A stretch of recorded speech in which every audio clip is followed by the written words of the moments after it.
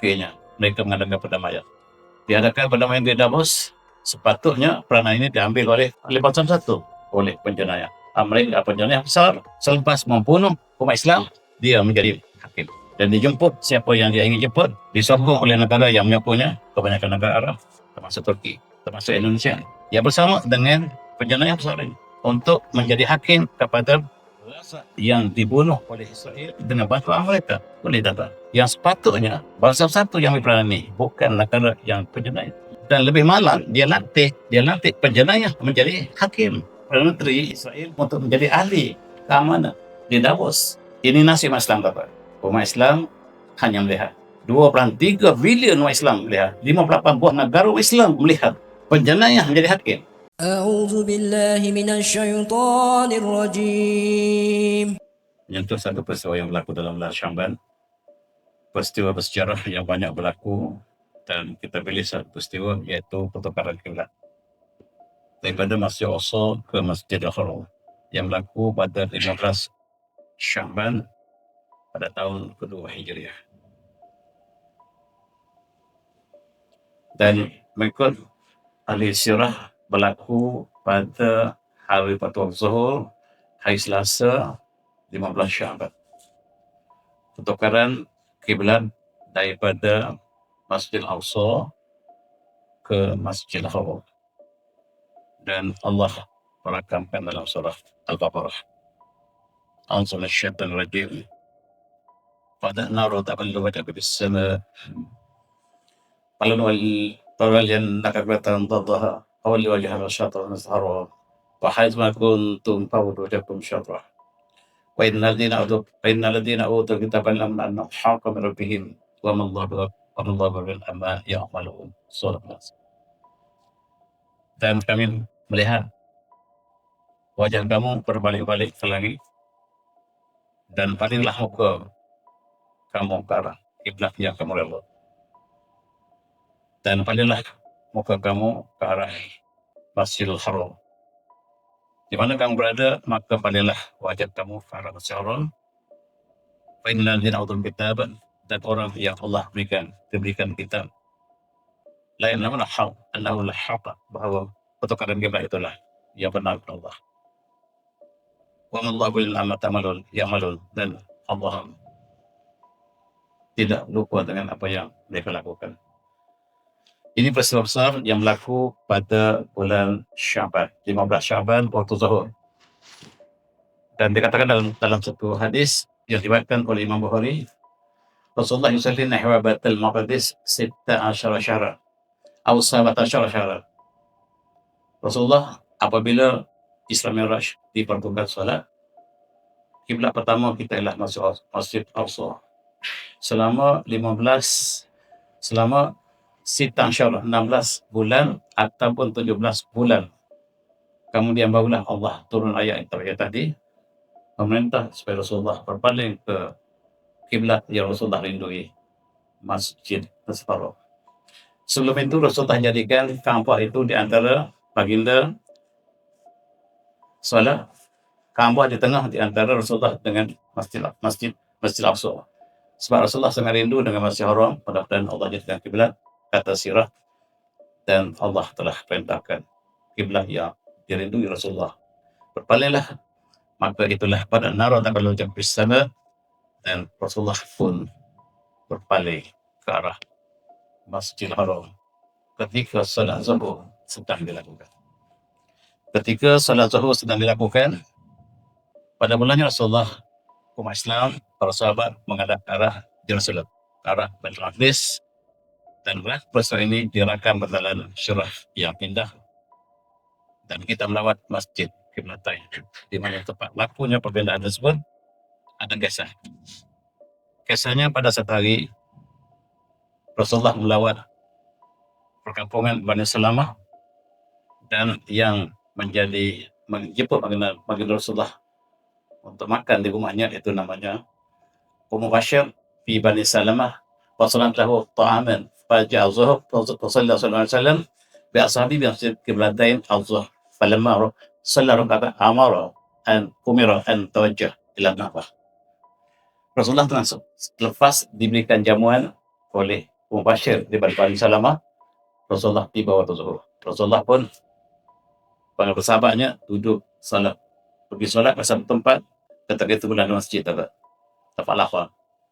Dan Rasulullah bersolat zuhur ketika itu, dan ketika Rasulullah sedang solat, 2 rakaat sudah tiba, kemudian turun ayat yang kita baca tadi, pada nara taqalluba fis sama, maka Rasulullah diperintahkan berpaling wajah anda ke arah Masjidil Haram, dan coba bayangkan Rasulullah duduk depan jadi imam ke arah Masjid Aqsa. Apabila disuruhkan berpaling ke Masjidil Haram, Rasulullah berpaling berdepan dengan para jemaah. Rasulullah lalu tengah-tengah jemaah, pergi ke belakang dan menghadap ke Masjid Haram, sebab ketika itu di Madinah. Madinah berada di antara Masjidil Haram dan Masjid Aqsa. Rasulullah lalu tengah-tengah, duduk paling belakang. Maksudnya Rasulullah paling depan, para sahabat sami'na wa ata'na. Para sahabat berpaling ke arah yang Rasulullah hadapi, yaitu Masjidil Haram. Itu berlaku pada nisfu Sya'ban, bukan malam, tapi waktu zuhur. Dan itulah masjid yang dikenali sebagai Masjid Qiblatain. Ini kita dapat sekarang. Penuh. Masjid Quba, Masjid Qiblatain bagi tuan yang umrah ialah destinasi yang mesti dilewati. Tidak jauh daripada Masjid Nabawi. Dan sentiasa penuh. Dan di situ kita salat 2 rakaat pada kali dan masuk dalam masjid. Ini masjidnya. Ada 2 kiblat. Satu kiblat ke arah Masjid Aqsa, satu lagi ke arah yang sekarang, Masjid Haram. Kita menggunakan Masjid Haram sebagai kiblat kita ini. Dan ada tanda di luar masjid itu, dan di sinilah tempat Rasulullah salat zuhur pada 15 Sya'ban pada tahun 2 Hijriah, dan Allah perintahkan supaya kiblat pertukaran daripada Masjid Aqsa ke Masjid Haram. Kiblat satunya ada ke arah Masjid Aqsa, masih kekal di situ, dan satu lagi kiblat ke arah Masjidil Haram, dan itulah seperti terpanggil Masjid 2 Kiblat, Qiblatain, Masjid 2 Kiblat. Ini dia kemenangan dalam Masjid Aqsa. Tentu yang pergi dapat lebih jelas.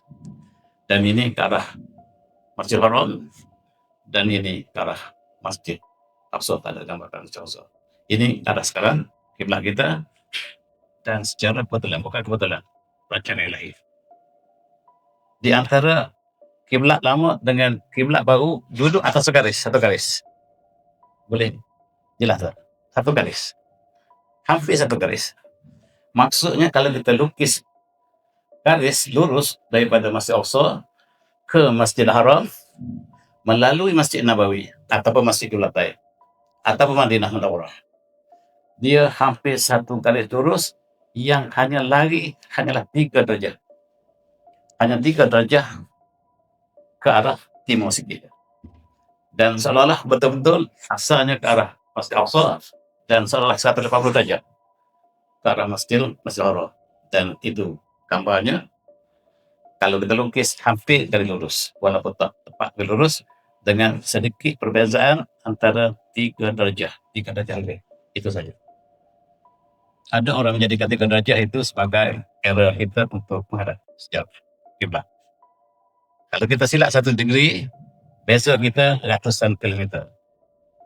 Dan ada yang bukan fatwa tetapi sebagai satu pandangan, selagi 3 derajat itu masih dalam jauh toleransi lah, masih kiblat lagi. Itu ada pandangan. Tidak ada muktamar, mufti tak keluarkan fatwa. Nah, ceritanya bahawa kiblat itu hampir satu garis. Madinah dengan Makkah 200 km. Ke selatan Madinah itu sebab kiblat kita ke selatan. Kita duduk di Madinah, kita arah menuju solat kita ke arah selatan. Sebab dia hampir tepat ke selatan. Hampir tepat. Hampir tepat ke selatan 200 matu. Lebih kurang 300, 400, hampir 400 km atau 300 km lebih. Dan kiblat yang ada sekarang hampir empat penjurunya hampir menuju empat benua, hampir. Empat benua itulah yang menuju ke arah kita ialah rukun Aswari dikatakan Amerika dan Eropa. Setiap penjuru itu dia menuju ke arah Asia, menuju ke arah Afrika, menuju ke arah Amerika, menuju ke Eropa, seolah-olah empat benua. Dan penjuru tanpa kita menjadi panduan kepada kiblat. Tentunya seperti apa nasib masih awesome itu. Dalam kata hadis Rasulullah bersabda, la tusyaddu rihal illa salatin saja. Tidak perlu kita bersusah payah menyediakan kendaraan kecuali untuk 3 masjid. Ila Masjidil Haram, ke arah Masjidil Haram, wal Masjidil Rasul sallallahu alaihi wasallam, Masjidil Aqsa. Masjidil Haram yang ada 100,000 kali kelebihan, Masjid Rasul, Masjid Nabawi dan Masjid Aqsa yang masing-masing ada kelebihan. Tetapi satu daripada masjid ini telah ditawan oleh Yahudi. Sekarang begitu sedih kita, masjid yang pertama di kiblat kita telah ditawan oleh Israel, dan Palestin, tempat bumi Baitul Maqdis, telah bertukar nama menjadi Israel. Palestin telah hilang dalam peta dunia hari ini yang ada Israel. Dan umat Islam 2,3 bilion melihat kiblat kita pertama diambil tanpa usaha yang bersungguh untuk kembalikan kepada peranan yang asal. Tuan-tuan, ini ialah Masjidil Aqsa, dan kita menghadap ke arah selatan. Duduk di Masjid Aqsa, ke arah kiblatnya ke selatan, bukan selatan tapi ke arah Masjid Haram yang arahnya hampir selatan, ke selatan. Eranya hanyalah 3 darjah, hampir 3 darjah. Dan itulah kiblat kita, dan Masjid Aqsa sentiasa diceroboh sejak bertahun-tahun, dan kita sentiasa diceroboh setiap kali kita solat, kita diceroboh sehinggalah kita bertahankan dengan peperangan. Bahasa satu hanya melihat dan tidak pernah bertindak kata Israel. Itu nasib kita. A'udzu minasyaitonir rajim. Wa qadaina ila bani Israil. Wa qadaina ila bani Israil bil kitab la tufsiduna fil ardi marratayn wa ta'lunna 'uluwan kabira. Dan kami telah tetapkan kepada Israel dalam kitab Taurat bahwa kamu benar-benar akan melakukan kerusakan 2 kali, dan kerusakan yang melampaui batas. Apakah sekarang yang melakukan itu? Apakah kedua yang telah berlalu ataupun yang sekarang itu yang Allah seperti sini, hanya Allah tahu. Dan mereka mengadakan kerusakan. Kita baru saja lepas minggu Al-Quds. Kita berakhir pada 31 Januari lepas untuk mengakui perjuangan panjang umat Islam membebaskan Masjid Aqsa sejak ditawan pada tahun 1967. Maka sejak itulah Masjid Aqsa kita masih terjajah.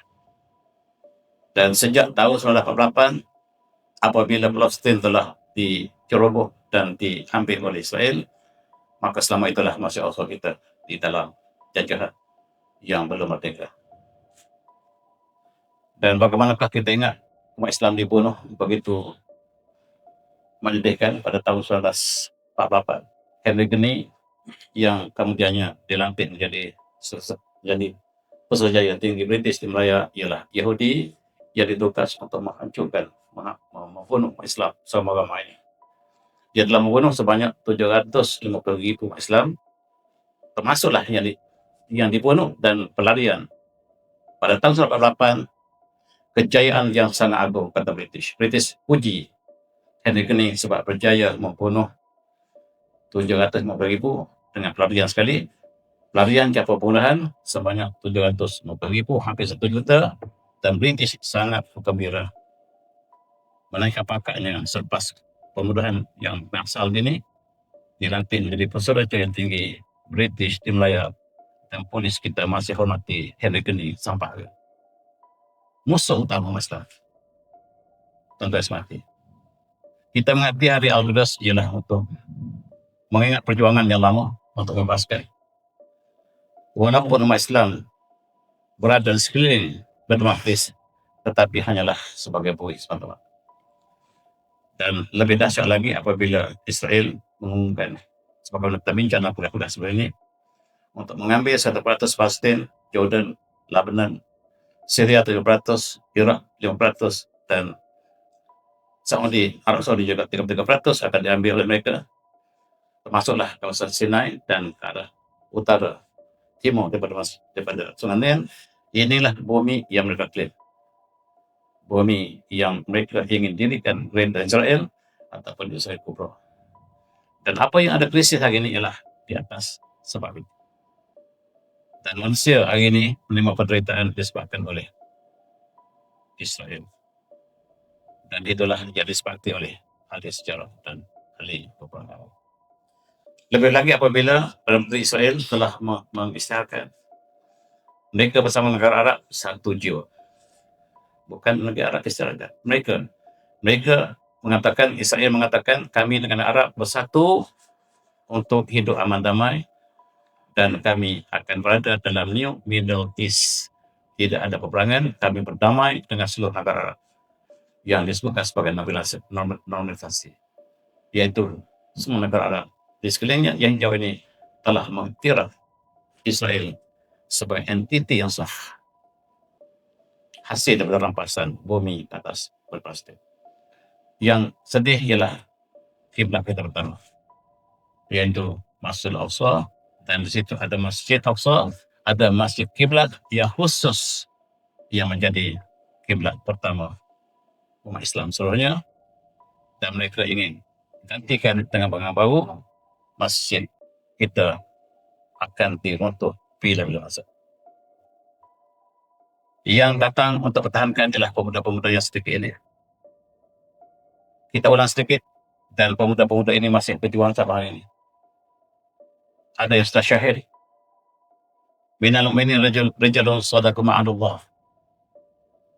Minal mu'minin rijalun sadaqu ma'adullah. Faminhum man qada nahbah. Faminhum man yantazir amal tadil. Di antara mukmin ada lelaki pejuang-pejuang yang benar yang mereka.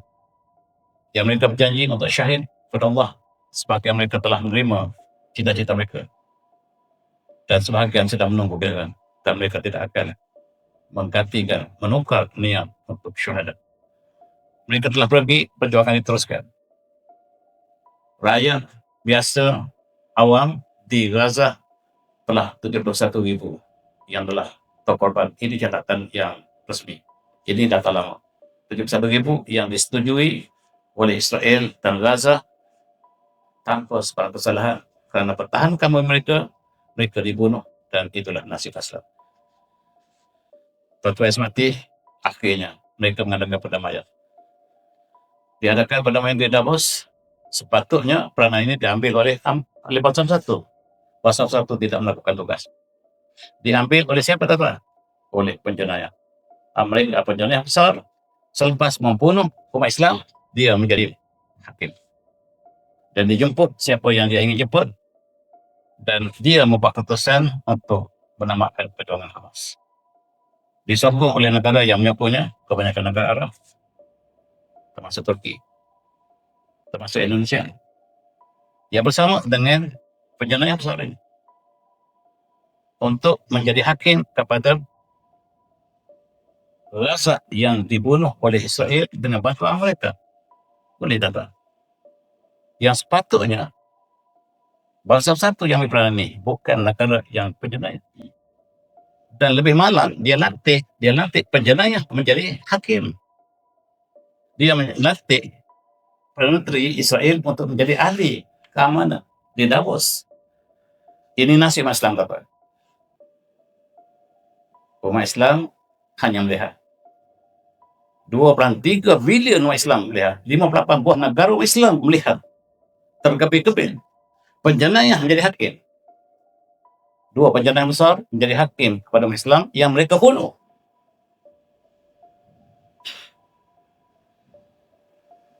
(59) buah negara yang setuju. 50 buah negara Islam dunia bersetuju, termasuk negara Islam bersetuju Amerika ambil peranan untuk keamanan. Mereka yang membunuh dan mereka dilantik jadi pengaman. Inilah tuan-tuan yang berlaku. Kemana kaum Islam akan pergi? Mereka telah ciptakan sebuah negara baru bernama Somaliland, merampas bumi Somalia pula. ialah untuk memindahkan penduduk Sakibaki pelarian untuk dihantarkan ke Afrika, dan Gaza akan diserahkan kepada Israel. Dan minyak di luar Gaza telah diserahkan kepada Mesir. Mesir dan Israel berpakat untuk menghalau penduduk Gaza sebab minyak yang berbilion nilai di pantai Gaza akan diserahkan kepada Mesir. Itu sebab rapat ditutup Mesir pada Sahara dalam peristiwa ini. Kita tinggalkan peristiwa ini tadi. Kita kembali kepada kiblat kita. A'udzu minasyaitonir rajim. Wa min haitsu kharajta wa wajhaka syatral masjidil haram. Wa innahu lahaqqun min rabbik wa ma dhalimu illa ma ta'malun. Daripada saja kamu keluar, maka solat berpaling ke arah Masjidil Haram, syatral Masjidil Haram. Innahu lahaqqun min rabbik, dan itulah yang hak daripada Tuhan kamu. Wa ma dhalimu illa ma ta'malun. Allah tidak akan lupa dengan apa yang mereka lakukan, yang kamu lakukan. Ada satu peristiwa tepat yang saya ingin berkongsi. Apabila Islam berkembang ke dunia Arab, maka masjid baru harus didirikan. Dan Rasulullah mengatakan pada sahabatnya untuk sampaikan mesej Islam ke Yaman. Kita ambil satu kes. Bagaimanakah masjid dibina berdasar kepada kiblat ini. Dan masjid yang dibina yang pertama ini ialah Masjid Sana'a di Yaman sekarang. Rasulullah berpesan untuk pembinaan masjid ini. Ini dalam satu hadis ataupun dalam satu sirah dinyatakan bahawa Rasulullah mengutus sahabat yang bernama Wabad bin Yahnas untuk pergi sampai ke Yaman dan bina masjid baru. Masjid pertama maksudnya. Masjid belum ada di Yaman dan Islam telah sampai ke Yaman, maka Rasulullah hantar sahabatnya bernama Wabad bin Yahnas dan bina masjid di sana. Dan disebut oleh Rasulullah tentang kiblat. Untuk membina masjid itu, pastikan kiblatnya ke arah kiblat, iaitu maksudnya ke arah Masjidil Haram. Dan dikatakan bahawa serulah mereka kepada Islam dan kepada iman, dan apabila mereka doa kepada kamu, ti'ata'un laka bi kifashah as-salah, dan suruh mereka salat. Faza'ata'un laka biha famur bibina al-masjid. Apabila mereka telah Islam, menerima Islam dan bina masjid untuk mereka. Maksudnya untuk orang Yaman, di manakah yang kamu harus bina, kata Rasulullah? Kamu pergi cari satu tempat di Yaman, namanya kebun Bazan, Bustan Bazan. Kamu pergi cari satu tempat bernama Bustan Bazan. Rasulullah tak pernah pergi ke Yaman. Rasulullah tak pernah ke Yaman, dan Rasulullah sebut pada sahabat ini, kamu pergi cari Bustan Yaman, Bazan. Kamu duduk di kebun Bazan itu, kamu lihat ke bukit. Satu bukit namanya Bukit Din. Lihat satu batu. Famur bibina masjid lahum fi Bustan Bazan min sahrah alladhi fi asli ghamdan wastaqbil bihi al-jabal alladhi yaqalahu din. Kamu cari satu batu. Kamu masuk dalam kebun bazar, cari satu batu dan duduk atas batu tu. Tengok ke arah Kaabah, cari bukit. Bukit ini nama Bukit Din. Rasulullah tak pernah pergi. Ini mukjizat. Kemudian kamu bina lukis garis lurus daripada batu yang kamu duduk ke atas di Taman Bazar, buat kiblat menuju ke garis, menuju ke Bukit Din itu akan sampai ke Kaabah. Itu pesan Rasulullah. Maka para sahabat, para sami'na wa ata'na. Kita lihat kiblat Masjid sekarang yang Rasulullah sebut. Kita lihat sekarang dengan Google Earth. Tepat, tuan-tuan. Tepat sebagaimana Rasulullah sebut, daripada Bazan, kebun Bazan, cari batu, Bukit Din, kiblat. Tepat kena ke rukun Yamani. Subhanallah, mukjizat yang agung. Inilah yang duduknya antara Bukit Din dengan Bukit Din ini tingginya 3.400 meter tingginya. Bukan bukit gunung. Dan Jabal Din tingginya 3.450, dan boleh kalau kita ini kalau Google ambil daripada batu ke Bukit Din, dia tepat ke masjid ke arah Ka'bah. Ini mukjizat. Kita hanya dapat semak kiblat ini ketika zaman moden ini. Sebelum itu mereka sami nama Allah. Dan masjid Sanaa ini kekal kiblatnya yang ditunjuk oleh Rasulullah. Dan inilah yang digabung satu garis. Tepat ke ruko yang mana? Daripada Bukit Din ke ini melalui kiblat Masjid Sanaa. Tentang Sanaa sekarang masih kiblat Sanaa. Sekarang kita gunakan Google Earth, kita boleh semak ke atas. Dan pelajar kita telah kira tepat dan tepat. Memang tepat, tak error sikit pun. Kita tengok dengan Google Earth, kita boleh cek. Balik ini boleh semak dengan Google Earth. Cari Masjid Sanaa, cari Bukit Gunung Tin, masih nama Tin. Sekarang pun nama Jabat Tin lagi. Tengok ruko yang mana tepat. Tuan-tuan boleh repeat sekali lagi. Dan sekarang kes ini dibincang di barat. Orientalis Mossad mengatakan tak tepat. Mereka ingin meragukan umat Islam yang inilah hadis Rasulullah yang sahih. Kita lihat jauhnya 816 km. Tak mungkin manusia tahu. Dan Rasulullah diwahyukan. Tidak bercakap dengan pandangan sendiri, tetapi apa yang Allah wahyukan. Itulah yang kita dapat saksikan sekarang. Dan antara masjid yang sangat tepat ialah Masjid Sanaa. Masjid lain dibina berdasarkan pada kiblat tadi. Di kawasan Yaman itu, mereka jadikan Masjid Sanaa sebagai rujukan. Bagaimana dengan kita? Bagaimanakah kita di alam Melayu? Kita di alam Melayu jauh menyimpang kiblat. Hampir semua kita salah. Barulah zaman moden ini kita ukur balik. Dan kuliah lepas, saya ceritakan tuan-tuan, saya bersama dengan Mufti Ibrahim menyemak kiblat serupa. Dan sekarang Selangor juga demikian, sebab masjid di Jakarta yang dibina sejak ratusan tahun, Masjid Badawi tersilap begitu jauh kiblat. Di Kalimantan, saya pergi Kalimantan beberapa tahun lepas, 10 tahun lepas, hampir 75% masjid Kalimantan salah kiblat. Dan sekarang barulah kita ukur kembali dengan lebih tepat menggunakan laser dan sebagainya. Tapi saya ceritakan bagaimanakah kiblat kita bermula dengan 15 Sya'ban, pertukaran kiblat daripada Masjid Aqsa ke Masjidil Haram. Kalau kita sambung, inilah garis lurus yang merah ini, kita tengok ada Google sekarang, tepat masuk ke dalam Kaabah dan tepat ke ruko Yamani. Ruko Yamani itu dia menuju ke arah Yaman. Dan itulah mukjizat Rasulullah. Ini gambar lagi. Sekali lagi gambar Google. Coba tengok. Yang lurus ini daripada Masjid Sanaa, Bukit Din, apa? Tepat satu res. Tak silap sikit pun. Even 1 degree pun tak silap. Dalam konteks ini, Rasulullah menyatakan dalam satu hadis mukjizat yang agung. Wallati nafsi Muhammad biyadihi. Inna baina masra'i min mawsari al-jannah. Lakuma baina Makkah wa Hajar atau kama baina Makkah wa Busra.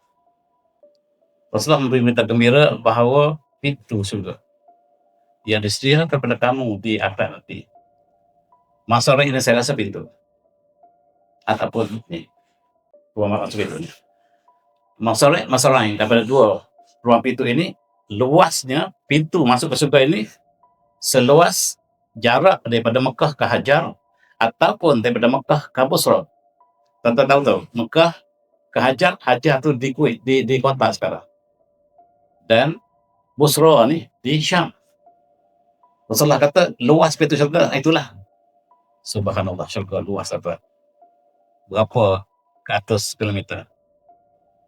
Dan yang menariknya, bila ada Google sekarang, kita cek jarak antara Mekah dengan Hajar, Mekah dengan Busra tempat sama.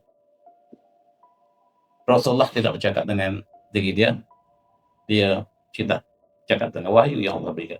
Rasulullah menceritakan bahawa pintu syurga itu, saya harap tu maksudnya ini adalah pintu, saya harap. Ialah di antara Mekah dengan Hajar itu luas pintu. Kalau pintu seluas itu tuan, contoh luasan. Subhanallah. Dan setiap mukmin ada 2 syurga yang dalam surah Ar-Rahman beritahu kita. Ada 2 jannah. Ini diukur, sekarang kita ukur. Yang jarak yang Rasulullah sebut pintu surga seluas itu. Kita lukis letak Mekah dengan kompas kita lukis. Dia lalu dua-dua tempat Hajar dengan Busra. Dia lalu satu titik. Mukjizat demi mukjizat dalam kes Rasulullah sebut dalam